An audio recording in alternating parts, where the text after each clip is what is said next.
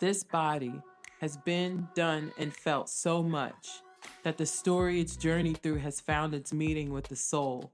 Do we hide it? Do we heal it? Is it true? Does it define us? The eyes we hold has witnessed what was felt, transforming the mind and moving it back and forth between what's true, what's false, what's real, and what's not. The inner workings, wonderings, and wanderings that we want to follow, finding that courage deep within to let go of what we've known and transmute what we've been holding. It's time to let go. It's time to heal our bodies. It's time to hear, listen, and feel the voices of our body.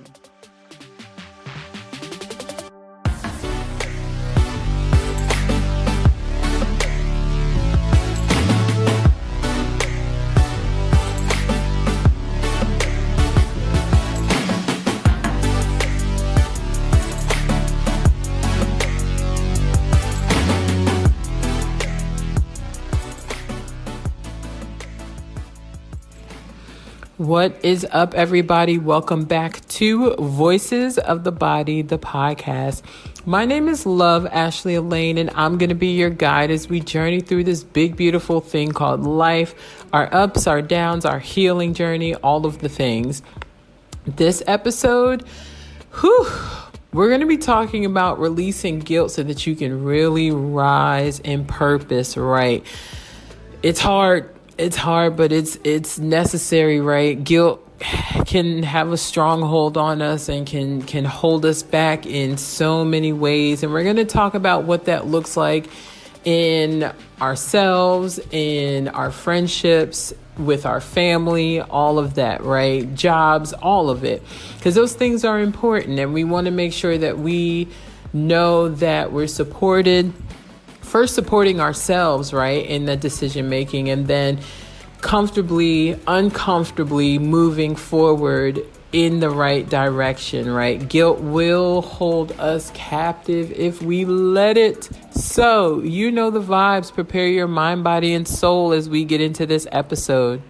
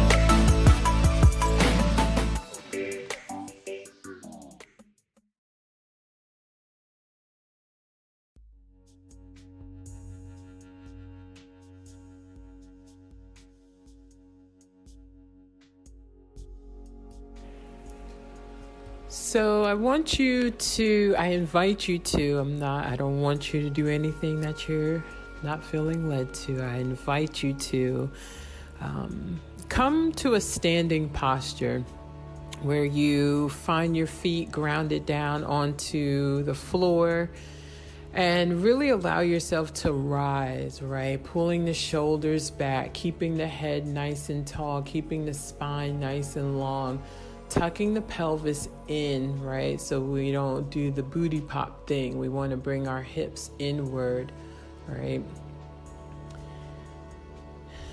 And we're going to move just a little bit, but we're going to stay grounded. The goal here is to acknowledge where guilt lives within the body, right? Where are you holding guilt in your body? Energetically, when we look at our energy centers, guilt is held in our sacral chakra, which is where we produce our creativity, our womb space, our genitals, like in that area, right? Because guilt can stifle our creativity. Guilt just allows us to be in a space that isn't authentic, and it allows us to move and do and be from a place that isn't true, right? It allows us to create these narratives and create scenarios and move into a way that isn't organic to us, but organic to the guilt. So find yourself here standing firmly, grounded and planted into your feet, feeling the ground, right? Option here is to bring your gaze down your nose or close your eyes completely. And just really feel your feet into the ground, touching the ground, right?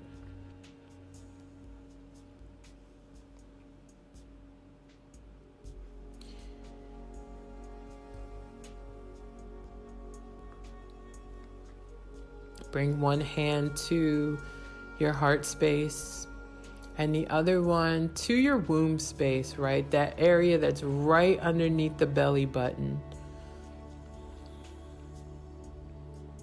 And just feel into this space, keeping the shoulders open, right? Sometimes guilt is held in our heart space. So we love from a guilt space. We protect from a guilt space. We maneuver from a guilt space. We speak from a guilt space, right? We allow fear to be what's transmuted from guilt, right? Fear and guilt go hand in hand with one another. And feel into your body. Feel into your heart space and your womb space. And just notice what's there. And maybe just press into both spaces nice and gently, calmly.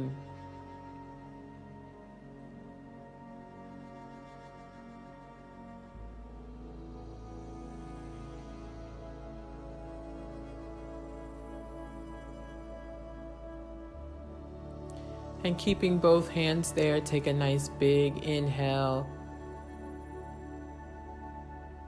And as you exhale, sending your breath down into the sacral chakra, which is where your hand is underneath your belly.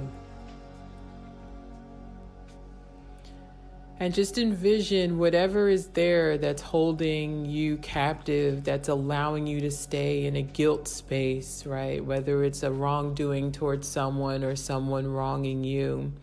Imagine it just trickling down through the legs into the feet and emptying out into the earth, allowing Mother Nature to hold it for us, right?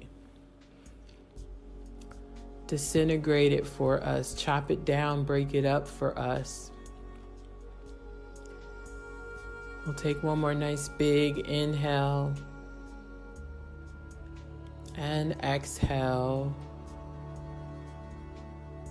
sending that thing down through the legs, through the feet, into Mother Earth.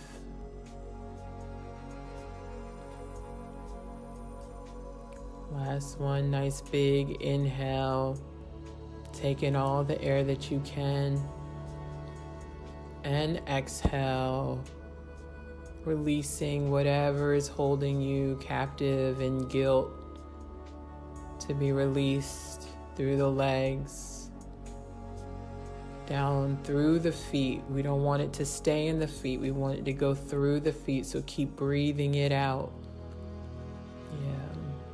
Let Mother Nature nurture it for you, nurture you. So releasing the hands from the body will bring them out to our sides in what we call a mountain pose. So it's really posturing the arms spread out on each side of us, spreading the fingers nice and wide and really envisioning yourself on top of a mountain. It's like a victory posture. And on your next inhale, we'll bring the hands up overhead, reaching nice and tall towards the sky. and grab hold as if there's like a ball of energy in between the hands, right? And just hold it there as if there's a ball in between the hands. And allow God to give you that restoration. Allow God to really open up whatever channel is needed to bring healing into that space, to help you release the guilt, to help clean the heart of any guilt that's being held on to, so that that can come down through the body into the sacral chakra. And on your next exhale, open the hands nice and wide, bringing them back down by your sides, allowing that energy bubble to expand and to protect you and to hold you and to heal you. We'll do that 2 more times. We'll inhale, bring hands up overhead, grab that ball of energy, and just stand there for a minute, really extending nice and tall, right? Allowing God to fill that bubble, and as you exhale, cracking it open over the body, coming back into your mountain pose. One more nice big inhale, bring the hands back over the head, find that ball of energy again, hold it so that it can be refilled with all the things that you need to help release guilt. And on your next exhale, crack it open. Allow it to melt all over the body. And then bring one hand to your heart space and the other one to that sacral chakra area. Maybe switching the hands this time so that whatever energy from the heart space can come into that sacral chakra.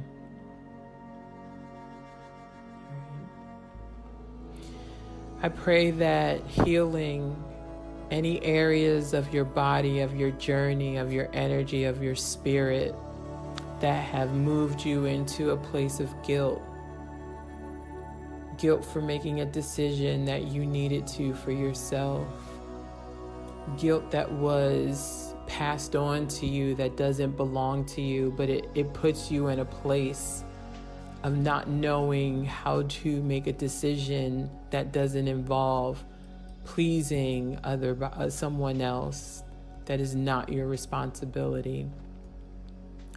I pray that this practice heals you, that you find peace within yourself first and allow it to transmute from the inside out. I pray that guilt is no longer what allows you to make decisions, but that it is eradicated and pushed out of you so that you can make decisions from discernment, from intuition, from the good heart and soul that was given to you.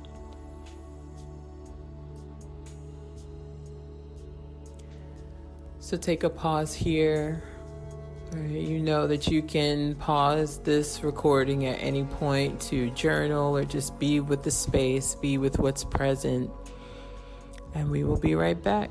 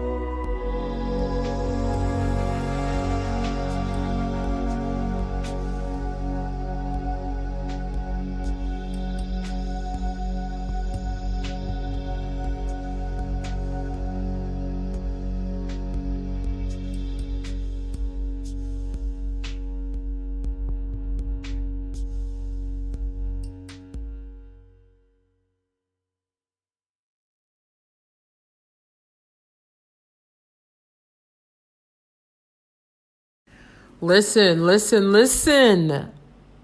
I'm excited to finally say out loud. After 5 years of sitting on this title, after 5 years of just trying to understand what God was doing when He dropped this in me in the middle of a therapy session, Married to Trauma, the book and the workbook is finally out. Yes, Amazon said, girl, we not waiting. We know you've been waiting, but we're not. So you can order on Amazon the print copy of Married to Trauma, the book, which is my story, my journey. It gets a little saucy. I don't use no names. So y'all can go ahead and it's not a telenovela. It's my story, right? It's a book full of free verse poems. I just got creative with it, right? You'll enjoy it. It's powerful. It's impactful. Sometimes I read back at some of it. I'm like, my God, girl. Yes.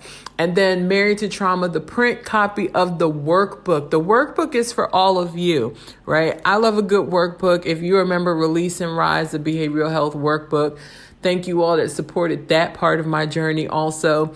The Married to Trauma workbook is so much more in depth.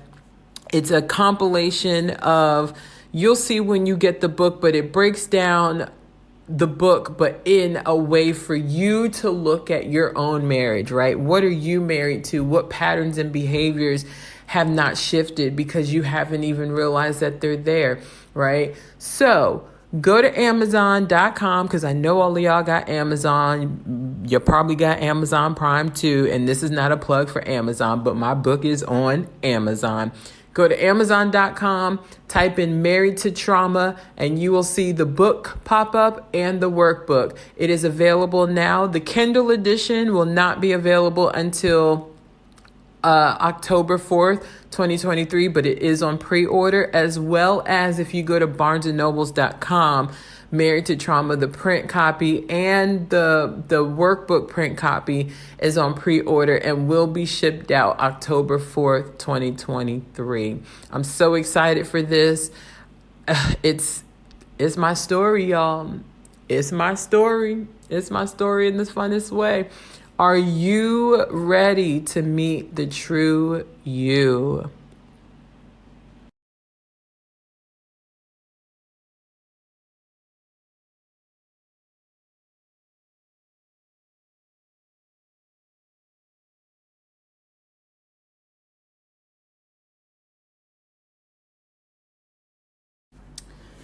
And we are back.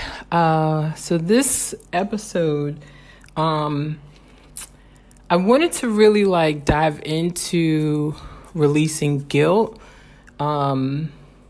Because one, not just for our purpose, what we're called to do, what we're created to do, but just how guilt ends up coming into the body, right? Coming into our space and allowing us to make decisions from a guilt space, allowing us to defer what we're supposed to be doing because of guilt, right? So I've sat on this for a while. I thought about it for a while, and even just how guilt has shown up in my healing journey, right?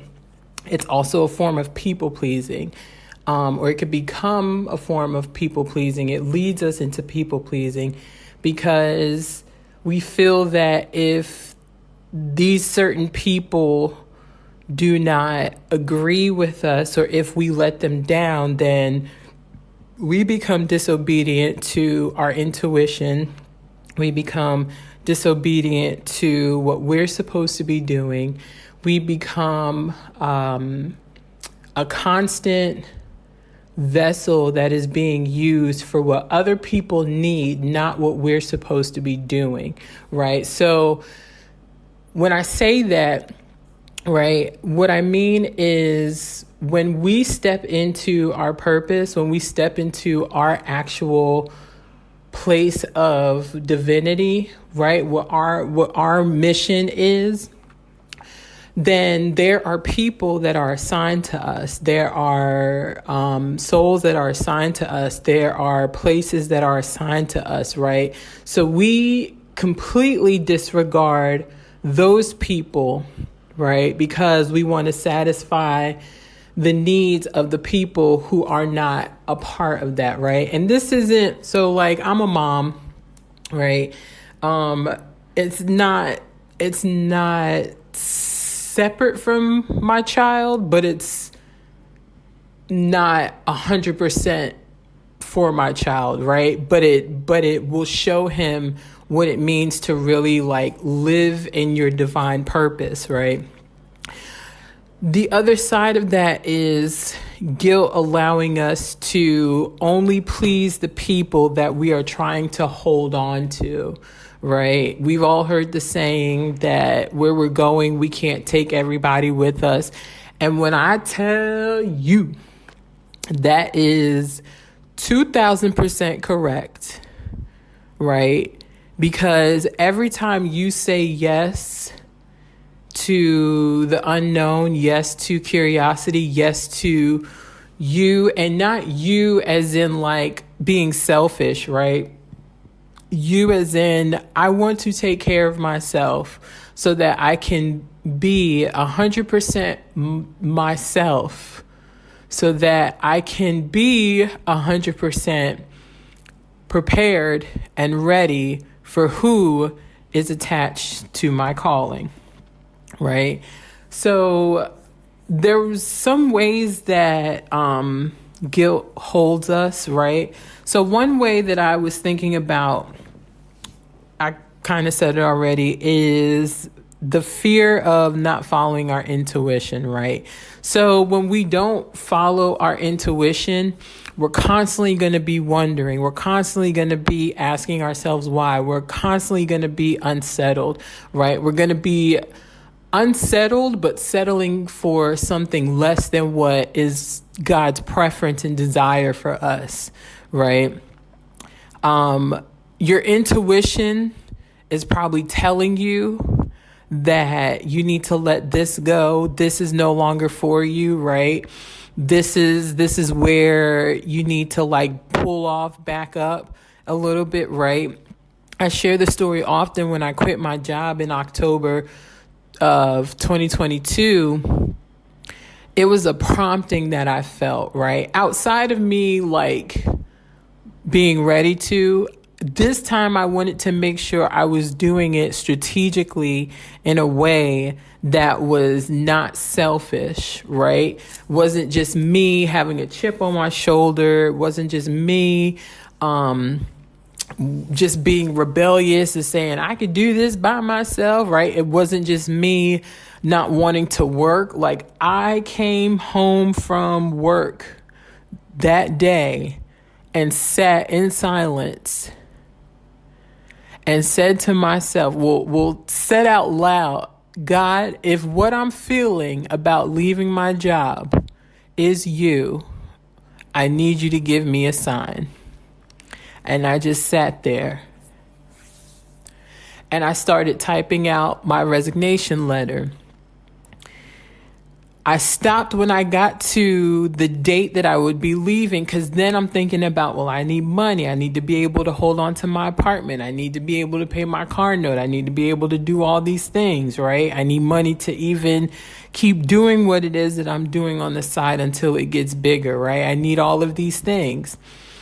Fear allowed me to put that I was resigning a month from that date. Right? Fear put me, I think it might have been a little bit of guilt also, right? Because it's like, dang, like I've been out on mental health leave. I don't want to leave my team hanging. You know what I'm saying? Like, I want to make sure my kids are good. I want to make sure the teachers are good. I want to make sure like I leave everybody in a good space, even though I felt that I did that before I went out on that mental health leave. Like, I sensed it the last day I was in the office and had the review files with my manager, right? Even the way she said goodbye to me, she was like, I'll see you when I see you. And in my mind, I was just like, well, I'll be back in 3 months. But then I was like, the energy is shifting. I got to move with it, right? I have to trust it. So coming back, I put on my resignation letter that I would be leaving a month from that date that I was sending them the resignation letter, and then submitted it. They came back to me and said, this was a Tuesday. They came back to me and said, we accept your resignation. However, instead of a month out, this Friday will be your last day. I said, okay, all right, here we go, right? So now, like, I'm only able to get whatever I needed for the month, because the whole thing with unemployment was weird too, right? But I allowed fear to get in the way. I allowed guilt to get in the way of me really feeling into what it needed to be, right? Honestly, though, I'm gonna keep it a buck. If I would have put 2 weeks out, I think they still would have said that Friday would have been my last day because of the reason that they give. And I also was out for 3 months on mental health leave, right? But we're not talking about the company. We're talking about like me listening to my intuition, right? The second part is fear of losing relationships. I've lost a lot of relationships. A lot of friendships that I thought were going to last for a lifetime, that every time I would hit a new level, even since I've been here in Cambodia, there's friendships that have disintegrated because of the rapid movement of acceleration. When you choose to say yes and live in your purpose and stay curious about what it is, right? The more narrow that you get, the more, not narrow, but the more you start hitting the target, right? The more weeding out of everything else, right? Because the more you hit that target, the more the more you're able to see for yourself, okay, I've elevated a little bit more. I've grown a little bit more. I'm not thinking like I used to think just 2 weeks ago, right? I'm not seeing things the way I used to see them just 2 weeks ago, right? Especially when you're in your calling, right? And it no longer serves, or how am I trying to say this? Allows you to be who people perceived you as, right? Because as you step into it deeper, right, there's an anointing that's already on you. The more you step deeper into it, the more you start to become wet in that, right? It's like if you walk, you go to the beach, right? You walk in the sand, and now you're walking in the water, right? It's covering your feet. You keep walking. It's covering your ankles. You keep walking. It's coming up your leg. Now you at knee level, right? You're now allowing your purpose, right? All of this ocean water is your purpose, right? And every time you get deeper into it, you go higher, right? And you start releasing more, right? You start allowing like your thoughts, how you think, how you perceive things, how you move, how you talk, how you walk, right? What you pay attention to shifts, right? And people are still expecting you to be who you were when you not left them. And I say left them because I left the States and came to Cambodia. So there's a version of me that people still remember that's not here. And since I've been here, there's a version of me that has elevated, that has accelerated, that has grown very quickly and swiftly, right? So now that I'm like, this is what I'm supposed to be doing, and I can't back down from it. My language is different. My awareness is different, right? And now having certain conversations with people, it's triggering something in them that has nothing to do with me, right? When you start shifting, you have to know that you're going to lose people along the way, because people want to keep you where they were comfortable knowing you, right? Your elevation is not going to please everybody, and we have to be okay with that. It's lonely out here. I take that back. My ass ain't lonely. It can feel like that sometimes. It can look like that sometimes, right? And I don't know why I'm going here, but we have to learn that being lonely and being alone are two completely different things, right? Two completely different things. I enjoy being alone. It's okay with me, right? Does that mean that I want to push everybody away? No. Does that mean my intention is to not have people around me? Absolutely. I mean, no, not absolutely. The intention is to have the right people around me, right? As I continue to grow and accelerate, the goal is to have people now who are either going to move at that same rapid pace with me, right? And this is no judgment on anybody's journey, right? We all move at our own pace. Sometimes we get in our own way of that pace. We allow our trauma to get in the way of that pace. We allow our thinking mind to get in the way of that pace, right? What I want is people who are going to accelerate either a little bit further than me or at the same rate as me, right? Even if you're a little bit behind me, I can't, like, if I'm grabbing my hand behind, just like track stars when they run in that baton, right? I need to know that you close enough to where I'm not going to have to like slow down to catch you, right? We should be at some kind of pace where it's like, okay, even if you holding my hand and my hand is back behind you, we still running at the same pace, right? I won't let those people go. But where there's excuses, right? Where there's you like awareness, but like lack of motivation or lack of behavior shift, right? Like there's certain things that qualify for people to get left behind also. And sometimes God will remove those people on his own, and sometimes we have to do that, right? Do the removing, right? So we can't be fearful of losing relationships. I don't want nobody around me that's not willing to keep growing. I don't want anybody around me that's going to make excuses for their growth.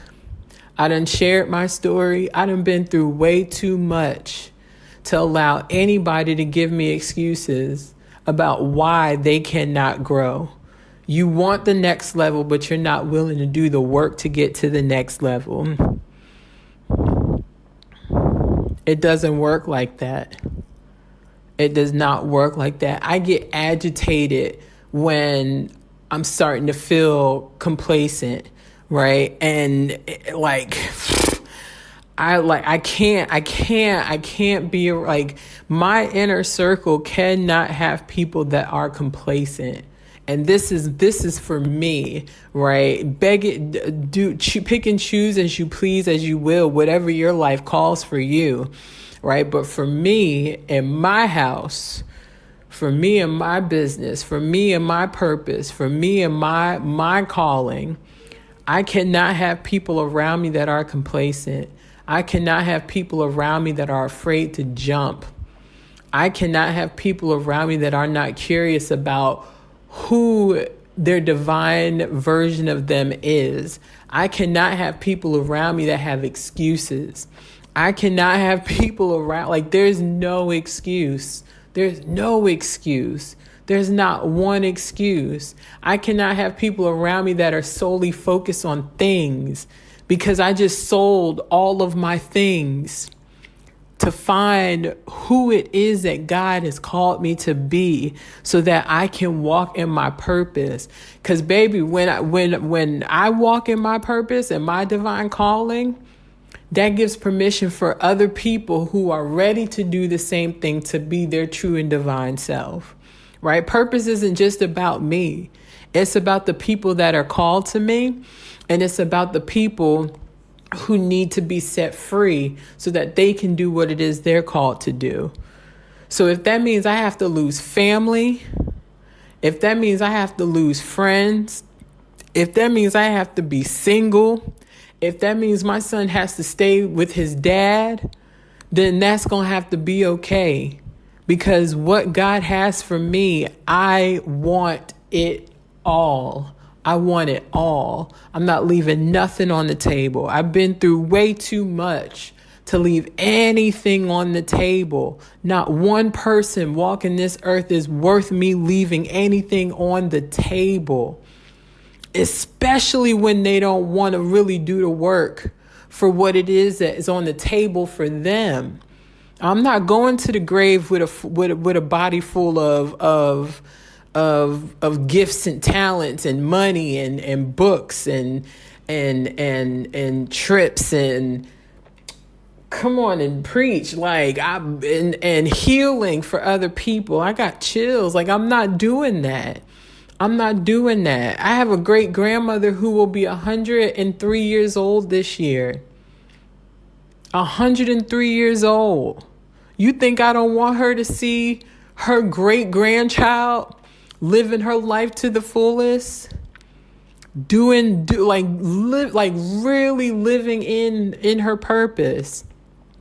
My grandmother on my mother's side, I wish my great grandmother was still here. God bless her soul. But my grandmother on my mother's side, I talked to her the other day. We just on the phone, giving thanks to God because of how much she's been through and the healing that has taken place in her body. You think I don't want her to see that? She's already seen me go through so much. Why would I not want her to see me live my life to the fullest and get everything that I've desired, everything that God has placed in me, and what the sacrifice is going to look like? Why would I not want my elders to see that their ancestors prayed for me to be their wildest dreams, to heal everything that has happened? Why would I not? And I'm supposed to cry over losing a friend? I've been through too much. I've been through too much. And this is not to say that I don't want friends. I want the right friends. I want the right people around me, right? And just because somebody is a good person doesn't mean that they're a good person for you. I'm going to say it again. Just because somebody is a good person doesn't mean that they are a good person for you.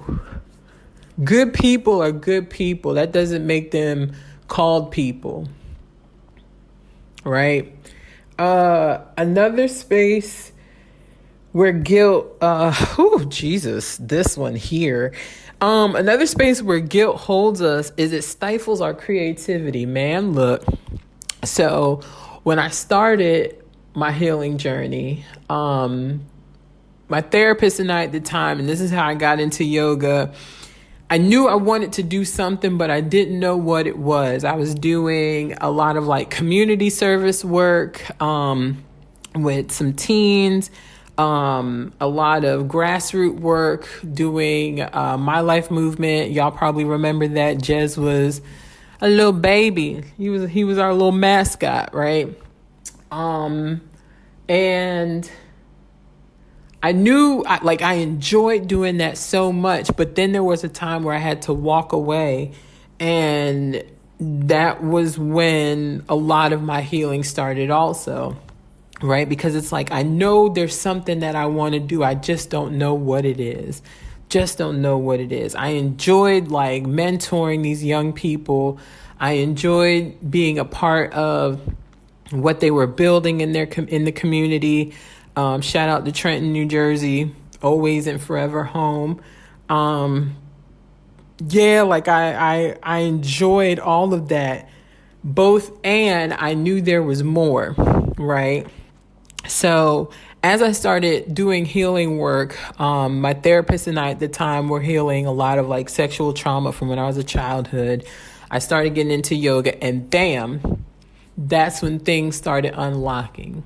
My creativity started unlocking. I found Canva and just started playing around with stuff. And all I remember saying is, I want to see color. I need to see color, right? Guilt holds in our body, in our, I believe it's our sacral chakra, which is our creativity space, right? Let me just confirm. But it is our creativity space where we create from, right?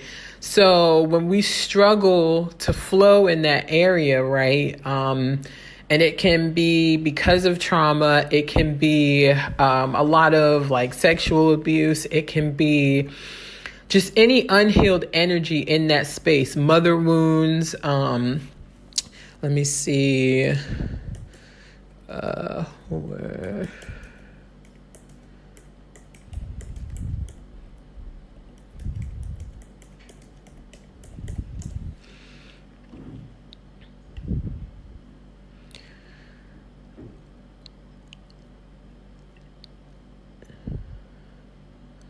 So primarily it's held in the heart, followed by the head and stomach, right? It's held in the body, right? I'm thinking more energy center, chakra. Yeah, sacral chakra, right? So you may feel feelings of body shame and sexual guilt. If this chakra is off balance, it can lead someone to have addictive tendencies. The sacral chakra is associated with the element of water. So this is an energy center that is quite emotional by nature, right? If we are not like releasing emotions, right, that energy center is very potent for holding on, right, to guilt. So even when I think about when you think about like sexual encounters, right, sometimes there's a guilt in us just giving, whether it's our partner, whether it's whatever we've been through, there's a power that's taken from us, which also moves into the solar plexus, right? So yeah, like when we think about our creativity, we get stuck because let me just give me a second. Let me just come to the definition of guilt. Let's take this to Webster. Guilt is the fact of having committed a specified or implied offense or crime. That's the noun. The verb is to make someone feel guilty. I hate when the definition has the word in it, especially in order to induce them to do something. So, I mean, it's a little bit of manipulation mixed with some people pleasing, right? That's the vibe I'm getting from guilt. And when we do that, we are let me take this back, right? I don't think it stifles our creativity. I think we end up becoming creative, but in a way that doesn't really give healthy service, right? Because reading the definition of guilt, it's giving a little bit of people pleasing mixed with a little bit of manipulation, right? Which we get creative. That's the creativity of being able to get what you want, right? But then there's like the positive side of creativity where it's like, okay, how do I transmute, right? Transmutation is creativity, right? Healing is creativity, right? So if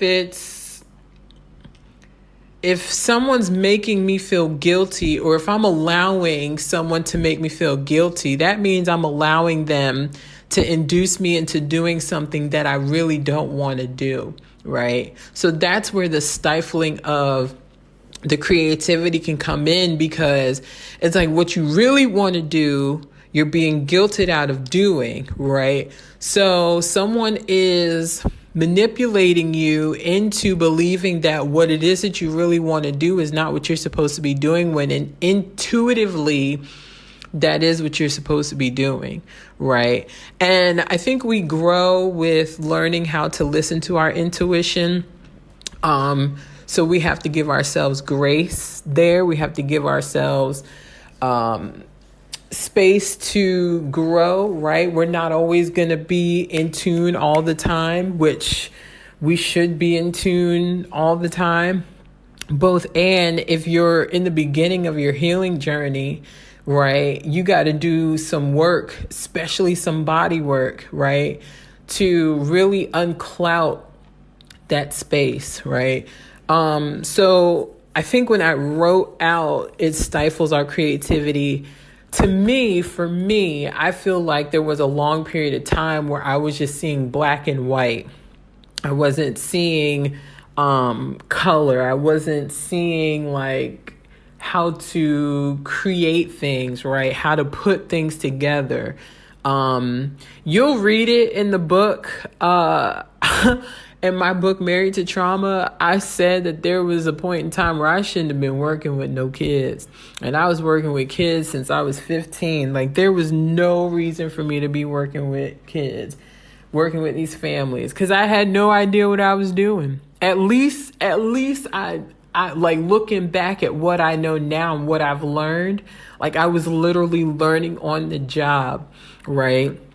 But there was not much space for creativity, or maybe for me, I couldn't see any space for creativity because I didn't know what I wanted to create. I didn't know what I was supposed to create outside of creating community, right? And making sure that the kids that I was working with, when we would have team meetings, they would have everybody that was in their corner, whether we were confused about it or not, whether they were family, friends, or in the system, working for the system in those meetings, right? So I guess there was a level of creativity there, but that's just all I knew, right? I think creativity, I'm talking about like art, right? And not art as in like canvas paint. I'm talking about like now getting into yoga, right? Asana. Getting creative with that, coming back to the somatic body of dance, the energy centers, just playing around on Canva, right? Like, what does creativity look like for you? And if you dedicate yourself to healing, can you see the growth in your creativity? Right? Even if the creative outlet is what is healing for you, because that tends to happen too. That's what happens with people who are artists, right? Another one, I kind of said this already, causes us to people please. We step outside of ourselves. We have no boundaries. We allow guilt to be what tears the boundary down, right? Another one is that it limits us in our growth. Whew. Because guilt is not the root, right? The root, we have to discover what the root is. I'm not going to say what it is or what it isn't. I think everybody's root that grows into guilt is something different. Right? But guilt is not the root, right? So until we get to the root of why we feel guilty for some of the decisions that we make, right, that better ourselves and open us up to creating space for other people to see themselves, to live in their purpose, to give truth, all of those things, then yes, guilt can stunt our growth, right? The only way you'll be able to come to the root of where guilt grows from, right? Because there's something else that's the seed, and guilt is the plant, the weed that grows from it. right? The only way we're able to get to that root is if we're honest with, if we actually do the healing work. Healing is investigation to build awareness, right? I've said it on here before, like once you do that initial Band-Aid rip-off, scab dig-in of your healing journey, everything else becomes an awareness, right? Becomes an awareness journey, right? Another way that guilt holds us, so guilt will tell us that we ourselves are not important or worth it, right? The it being whatever it is that you are holding yourself back from, or that you've allowed guilt to hold you back from, right? So guilt can hold us back from actually investigating, okay, why am I not listening to my intuition, right? And now that comes down to a trust issue. What is my trust issue, right? And not everybody goes down a rabbit hole like I do, so on and so forth, whatever, what have you. But that, like, we then have to like start investigating, okay, why am I allowing guilt to tell me that I'm not important enough or worthy enough to live the life that I desire, which the life that I desire is 9 times out of 10 going to be the life that God has preferred for us, right? We all could settle for safe, and God will be okay with that also, right? But I don't want to leave nothing on the table. I don't want to leave anything on the table. I want to stay curious about how much more grand, how much more does God have for me that belongs to me, right? And that takes our participation also. So when we allow guilt to tell us that we're not important or that we're not worth it, then that's when like all these other things come in, right? Depression. I've been there.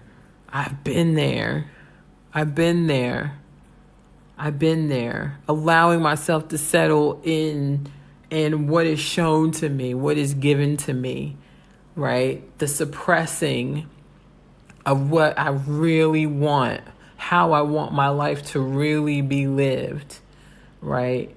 And actually suppressing the gift so that I can satisfy and please everybody else. I had this conversation with someone I met here, and it blessed me so much. It blessed me so much that it was 2 weeks ago, and it just hit me before I got, like, while I was in the shower today, right? That like there's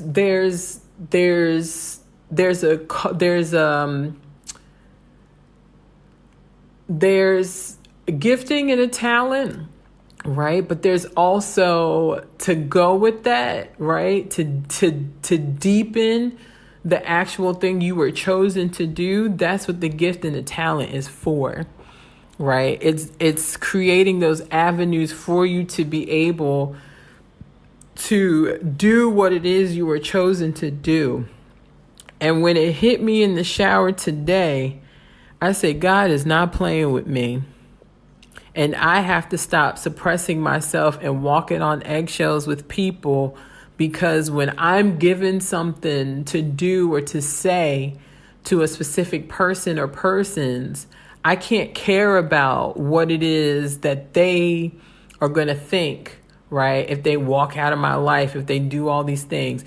I've come to the conclusion that when I'm given a message to give to somebody and they're close to me, right? Family and friend, it happens very often that they think I'm attacking them. But I know I'm not attacking them, because when I give them the message and they say what they need to say, there's so much peace that comes, right? So much peace, because I'm a soldier for God, right? I'm here to do what he's called me to do. And if that means a friendship has to end because I delivered a message that wasn't from me, then that's what it has to be, which then further allows me to see and awaken to that person, in spite of them being a good person, wasn't the person that needed to be in my circle because they can mishandle me and my gifting. So we have to be mindful of that also, right? That the people around us can also mishandle our gifting. They can mishandle our gifting, especially when it's time for them to be serviced, right? It's all fun and games until truth comes to what it needs to be. Another thing is guilt tells us how we have to behave for others and block our truth. Literally what I just said, right? Literally what I just said. I was talking to a girl I met out here. She's so dope. We were actually we met in passing, and we sat and chat for a while. Come to find out, I lived in PA right outside of Philly for a little bit. She lived in the same town. I can throw out names of places and she knows exactly what I'm talking about. References when we say John, that John, she gets it, right? Even she's lived in Jersey for a little bit. So it's cool. She went to school in Florida for a little bit. So it's cool to meet somebody from back home and keep that familiarity while I'm here, right? And I've been craving a lot of sweets. Not a lot of places have a lot of vegan sweets, but there's this place we found that has a really good vegan cheesecake. I got vegan cheesecake one morning. The night before I had it's not vegan cheesecake, excuse me. It's just regular cheesecake. I don't think they had vegan cheesecake at the time, or else I would have got it and this story would be different. But the night before we had met up and we had met up for dessert, and I got carrot cake.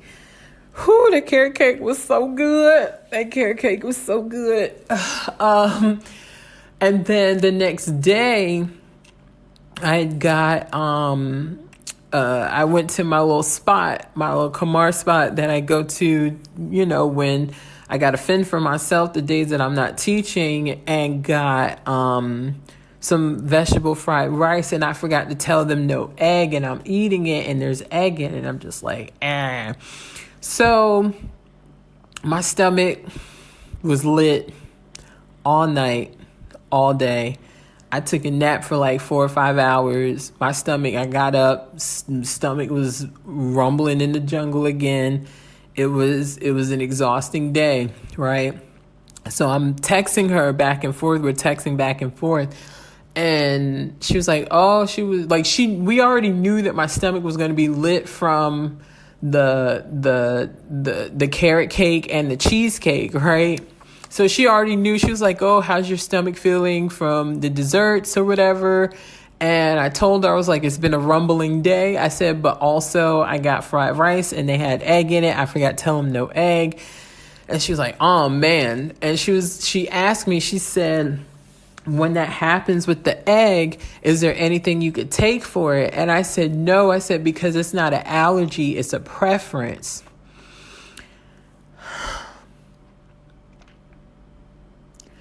There's some of us that are putting some ointment or just taking something, right? Because we think, oh, if I just do this one thing, guilt, then everything else will go away, right? We're thinking it's an allergy when really it's a preference, right? The preference is no egg. Because if I eat egg, it's going to make me sick. It's going to take me down. I don't like egg anymore. It doesn't smell good to me anymore. It doesn't do well with my stomach. On top of, right, It was also my preference to eat sweets that weren't vegan, but I already knew what was going to happen. And I probably don't need to do that again, right? But we're stifling ourselves and putting ointment on something, calling it a preference when really it's an allergy, because the preference is unstifling and living out loud, unstifling and really, really choosing God's best for us, right? And where some of us are right now listening to this, some of y'all are putting ointment and taking an allergy pill on something that needs to just like not be a thing because your preference is different, right? It's not an allergy, it's a preference. I preferred no egg. I don't want egg. I prefer to not eat meat. I don't like meat, right? I don't like how it made my body feel. And the only way I was able to see how it was making my body feel is not eating it and seeing how my body feels now not eating it. And I don't want to eat it again, right? So there is no push and pull and tuggle, oh, I can let it slide this one time. No, that's guilt, right? I guilted myself into eating sweets that I knew weren't vegan. That's fine. I paid for those consequences. But when it came to the egg, that was a deal breaker. I didn't want any egg. So I had to sit there and pick out all the egg that was in my fried rice, because I prefer no egg. I'm not guilting myself to eat the egg just to make someone else happy. I'm not guilting myself to eat something that isn't for me, that is my preference, right? So when we talk about guilt, like releasing guilt, that comes with owning our owning of living in our purpose. I'm not keeping, like, my preference is to live the life that I desire. My preference is to accelerate. My preference is to have people around me that are not going to be afraid to be vulnerable, that are not going to be afraid to speak the truth, speak life, that are not going to be afraid to say, you know what? I messed up today. You know what? I misunderstood that. You know what? I want to take a leap, right? I'm going to take the leap. Like, my preference is to have people who are as badass as me around me, because I know what I need around me. I can't have timid people around me. I can't have timid people on my team. I can't have people on my team who like, I just know my preference is, I know what my preference is. My preference is tied to my purpose. I need people who like see the vision before the vision actually hits, right? Even if they don't understand it, don't see it because you love me. I've gotten to a place where I can tell I'm proud of myself. I had to learn how to tell myself that I'm proud of myself, because the people I kept waiting to get it from, they're not going to give it to me. Because I'm not living my life the way they want me to live it. So I'm past having people tell me that they proud of me. I need people that say, you know what? I don't understand the vision, but I'm going to rock with you. I trust you. I said this before, we still 2023. I set this declaration the beginning of the year that I'm going to love myself so deeply that I want to keep exploring how deep that love can go. To the point where the people who search for me have to go to God first. Because because there's a specific type of people that I know I need around me, business-wise, friendship-wise. And I'm okay being by myself until those people show face. And even if once upon a time I thought those people were those people, they move along too. Things have shifted a lot since I've been out here. I've learned myself a lot. I'm going to say it again. I have a great grandmother that's going to be 103 years old this month, the latter part of September. And my grandmother, who is my best friend, is healed to the point where I need both of these ladies to see that whatever prayers they've been praying, whatever their ancestors prayed, that I was the one called to do it. And I'm going to live the life that I desire, and the one that they prayed for someone to break the chains in this family. And if that means I got to do it by myself until God sends people to do it and to understand the vision, right? The word says, write the vision and make it plain so that people who read it may run, right? And not tarry. Wait, though it may tarry, right? Right? There's going to be a long, so that's the part I'm in also, right? Is that long haul, that long run, right? Again, everybody's journey is different. And I'm the last person here to sit here and tell somebody that their journey is weak or their journey is something, I don't even know what you would say about somebody else's journey, right? I honor everybody's journey. I just know that where I'm at in mine, there's a certain type of level up that I need from people, places, not even things, maybe things, but not so much. All right. Yeah. If it takes me away from my divine truth, then I don't need it. I don't want it. If it takes me away from God and the purpose that He has set out for me, I don't want it. Whew. Why y'all got me out here preaching today? I'm tired. I hope this blessed y'all. Work through the guilt, because it will hold you hostage. Guilt will hold you hostage.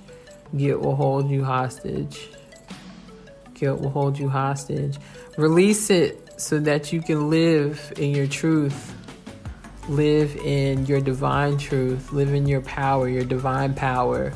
All right, God's got something for all of us, but the only way we access it is through Him and through the releasing of the things that are keeping us from living in our truth. It's 12:12. Huh. Whew. Yeah. I love all of y'all for free. Until next time.